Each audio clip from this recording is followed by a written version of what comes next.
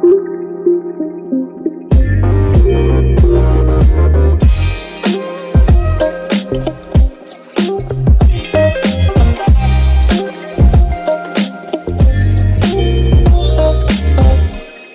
ora koutou. As Gay's introduced, I'm Dr. Jo O'Callaghan. I'm a physical oceanographer based at NIWA in Wellington. And NIWA is the National Institute for Water and Atmospheric Research. In Te Reo, the NIWA is Tahauru Nukarangi, which means from where the sky meets the sea. My research very much falls into the sea component of what research is done at NIWA, and the part of the sea that I spend a lot of time thinking about is the coastal system. So where people work and play, so maybe fisheries, or we go to the beach, those kinds of coastal bays and harbours. And then the other part of the ocean where I spend some time thinking about transport is out to the shelf seas. So it's often a little bit far away from land, we can't see it, but it's out to water depths of around 200 metres. And here you can see me. Here I'm in the back of one of NIWA's research vessels, RV Ikateri, so it's a small coastal vessel, and I have an autonomous underwater vehicle, or more friendly term is an ocean robot. And these are some of the tools that I use to try and understand how our coasts and harbours move material, or our shelf seas. So it's an autonomous way to try and do some of the things that we might have traditionally done on vessels. So what is a physical oceanographer? Sometimes people ask me, do you think about whales or dolphins when you go out and do your research? And whilst we sometimes see whales and dolphins when we go sampling, my research isn't specifically about them. It's more about understanding maybe the food that the dolphins or the whales might eat, and then places where we might find healthy ecosystems. So it's much more about the physics rather than the biology, but because they're both connected, we have these ocean ecosystem sorts of questions that we try and understand. Ocean transport is, when we think about the ocean, it's often difficult to explain. So what I have here is a nice example from land. So this here is a very big spaghetti junction in the US. And this is people moving from place to place. This is transporting things from one part of the city to another part of the city. It's rarely a straight line, although there are straight lines. What might happen is a bus or a car might take different paths. And in the ocean, this has come about through mixing of wind at the surface. So we think a fair bit about thinking of wind. Then there's the tides that we might be familiar with when we go to the beach. Sometimes the beach is wider or narrower, depending on what the tides are doing. And then the other physical process that I spend some time thinking about is ocean layers. So ocean stratification. And so these layers are things that we can't see. They're below the surface. They're subsurface layers of temperature. We have the sun heating the surface of the ocean, and it gets cooler as we move further away from the surface of the ocean. And the other water property I think about a lot is salinity. So when it rains, the river sits at the surface of the ocean, and then it gets saltier as you move away from the surface. Each of these things interact, so it's not just the wind, it's not just the tides, it's all of these processes working together to make a spaghetti junction of ocean transport. So that's some nice ways to think about what physical oceanography is all about. One of the projects that I have been working on for quite a few years, so being based in Wellington, I have this amazing coastal harbour just outside our door. I'm just going to make this pointer a bit bigger so you can see it. Okay, so this is the razor pointer. This is NIWA down here, Greta Point. And so outside of my office, on some amazing days, what I get to see are these brown river plumes coming past my office.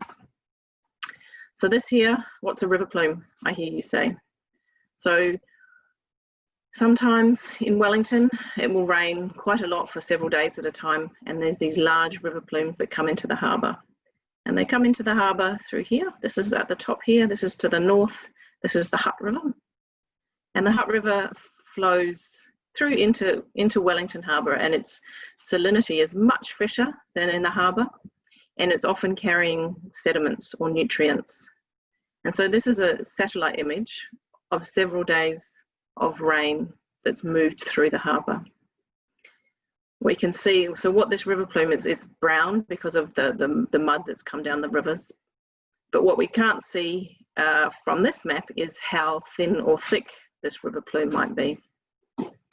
And so we go out in boats, or we put buoys in the ocean. So we go out and have instruments to figure out the size in the vertical of these river plumes.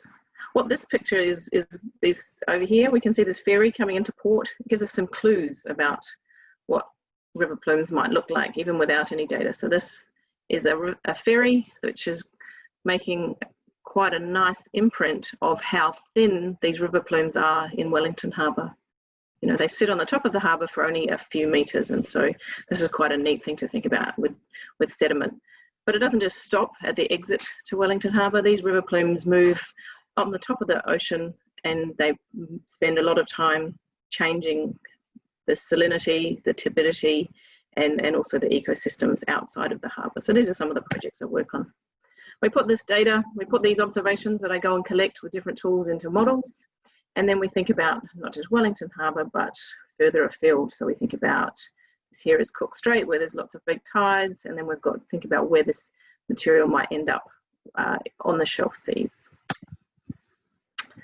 Some of the other stuff I get to do, sometimes I spend some time on NIWA's research vessel, Tongariro. So this is an ocean-going vessel which is able to spend sort of up to 6 weeks at a time away from land, and that's a pretty exciting. You get to do science 24 hours a day, 7 days a week, so it's pretty intense, but it's a very exciting part of what I get to do. And so what we do is we have a lot of winches, and we have a lot of instruments that we lower off the side of the ship to try and understand the same sorts of things, the layers of the ocean, the wind and the tides, but we do it further away from land. About 5 years ago, I got into some cool new technology, these ocean robots. So these are autonomous underwater vehicles, and they are able to make maps of these layers of the ocean. And they do this for weeks at a time. So we don't require our ship. We can deploy our glider, and then it can make these maps whilst we sit at our desks back at Greta Point. So I'll just play it again. What you can see underneath, it's got these wings. It doesn't have a propeller or an engine like an aeroplane might do. It has a buoyancy engine. And this allows it to be a very energetic way of sampling the ocean. And so there's no string, like if we're on Tongariro. It's a little bit daunting saying goodbye to your robot as you deploy it off of a small vessel in Wellington. But so far, over 5 years, we've always been able to recover these amazing robots. Okay, so my story. At school, I spent a lot of time doing maths. Maths and physics were my main subjects. I was able to get out of doing any English at school, the way the school system was back then, and so it was always tricky to know how I would use my maths. I tried several different courses at university, and it wasn't until I started to think about not just what I liked doing at school, but what I liked doing on weekends, and that's when it became clearer about what I wanted to do for a career. And so on my weekends, this is what I would do. I would spend time on a sailing boat, dinghy sailing in Australia, and being able to connect both the maths subjects that I was doing during the school week to my passion and hobby was quite a sort of eureka moment. Oceanography became the thing that I spent a lot of time thinking about, and it's led me to the career I have now as in STEM, and then also more recently the ocean robots that I get to use to understand how New Zealand's oceans work. Okay, so key STEM skills I use every day. So I've mentioned that I use maths, and what I thought I would do is talk through this project. I was in Wellington Harbour. So this is a project about river plumes. And then what I thought I'd show is some data and what we're trying to use them and how the everyday skills. So this is our map. Oh, where's my pointer? This is our map of river plumes. So this is at the surface. So this gives us a nice spatial coverage of what the river plume looks like. But with our robots, we can go out and look at these layers underneath. And so with maths and with coding, we can come up with connecting these real processes to some of our theoretical textbooks and make the connection. So I spend a lot of time connecting what we know from equations to what happens in reality and finding out what's similar and what's different. So this requires problem-solving skills to, you know, is the data what we're collecting unique, or is it just something that's wrong with the data? So there's a fair amount of problem-solving and critical thinking for the work I do every day. And then the sorts of technology I play with, these autonomous vehicles or harbour buoys, requires not just me, but a lot of other people that I work with. And so those very important teamwork skills, good communication, and, you know, back and forth between, you know, getting the data to answer the question. So it's certainly not all just me, it's working with a team to answer some really important science questions for New Zealand. Okay, so I'm not one to, so we've got one thing I wish I knew at your age before pursuing a STEM career. One thing I was never good at was following instructions to the letter, and so I wasn't able to provide you with just a single idea of what I wish I knew. So I have two ideas. And so if you remember the subjects that I did at school, they were maths and physics and a little bit of geography. I wasn't really doing much English. What I would say is really important is to make sure you stick at writing, and being able to have good writing skills is just as important in STEM jobs as it is in any other career that you might choose. And so that might mean you have to write reports or all your amazing ideas, or write a funding application, write scientific papers, which is a part of my job. So making sure that you're able to express all of your awesomeness is my first tip. And the other one is, when I was doing maths and physics and starting university, the use of ocean robots wasn't common. They were still being developed. It was a sketch on a piece of paper. And so keep in mind that all of these STEM skills you're learning at school might not match a career that you have just yet. It might not exist.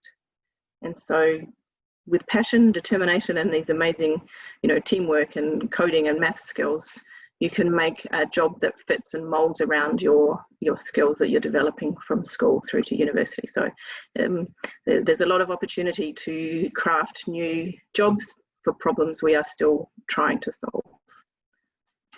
Okay, so I think with that, I will take some questions. Jo, it looks like there are a couple of questions there for you in the question and answer box.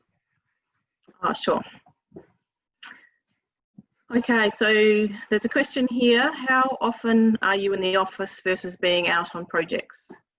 So I would spend around 6 weeks out doing fieldwork in a year. So that might be a Tongariro voyage or smaller vessel work. And then the rest of the year I would be writing up the data that I collected and analysing it, and then writing up proposals or papers and other kinds of things. Yeah. So another question is, have you lost any of your ocean robots? And the answer is no, not yet. Certainly people have lost these vehicles when you have no string attached to them. It's a risk when you put gear in the ocean that you may not get it back. And that risk is even more so when you are putting robots in the ocean, but not yet, touch wood. So thanks, Renee. And then there's another question.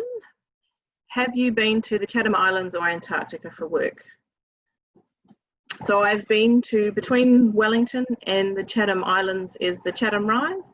And so I've spent some time on Niwas Tongariro sampling the Chatham Rise. And I haven't done any science out in the islands, but I have been out there to visit.